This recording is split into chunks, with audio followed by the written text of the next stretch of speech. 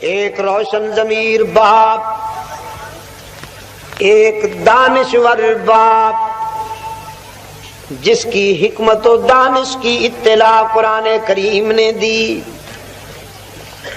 فرمایا وَلَقَدْ آتَيْنَا لُقْمَانَ الْحِكْمَةَ أَنِ اشْكُرْ لِلَّهِ.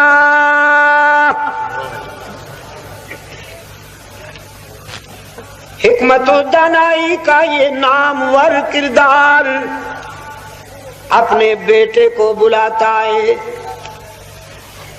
قرآن کریم نے فرمایا وَإِذْ قَالَ لُقْمَانُ لِابْنِهِ وَهُوَ يَعِظُهُ یا بنی لا تشرک باللہ. لقمان نے اپنے لخت جگر کو اس دنیا کو چھوڑتے وقت قریب بلایا، فرمایا بیٹا میں نے تیرے لیے محلات تو نہیں بنوائے، سونا چاندی کی وراثت نہیں چھوڑ رہا، جاگیریں نہیں چھوڑ رہا، لیکن پیارے بیٹے میں تیرے لیے حکمت کا بول چھوڑتا ہوں، ایک میٹھا بول. اگر تو نے اسے اپنا لیا سونا چاندی اتنا فائدہ نہیں پہنچائیں گے جتنا یہ بول فائدہ پہنچائے گا. لا تشرک باللہ، چاہے کچھ ہو جائے اللہ کے ساتھ کسی کو شریک نہ بنانا. ان الشرک لظلم عظیم، کہ شرک بہت بڑا ظلم ہے، بہت بڑی بے وفائی ہے، نمک حرامی ہے اور غداری ہے. سونا فنا ہو جاتا ہے، جاگیریں چھن جاتی ہیں. سرگودا سے ہم گزرے، تیوانوں کی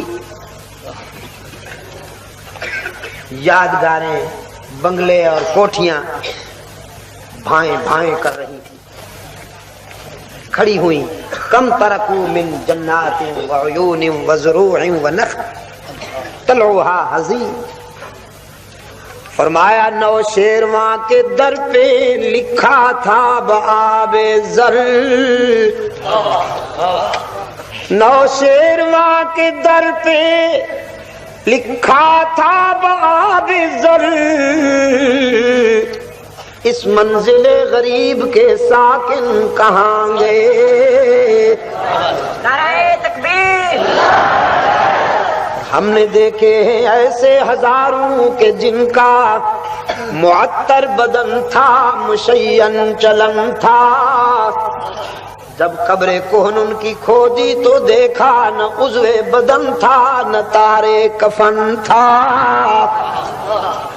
میر تقی درد کہتا ہے کل پاؤں ایک کاسائے سر پر جو آ گیا، یک سرو استخوان شکستہ سے چور تھا. قبرستان سے گزرتے ہوئے کسی کی پرانی کھوپڑی پہ پاؤں آ گیا، امتداد زمانہ نے اسے بوسیدہ کر رکھا تھا، پاؤں آیا تو ریزہ ریزہ ہو گئی. کہنے لگی کہ دیکھ کے چل راہ بے خبر، کہنے لگی کہ دیکھ کے چل راہ بے خبر، میں بھی کبھی کسی کا سرے پرغرور تھا.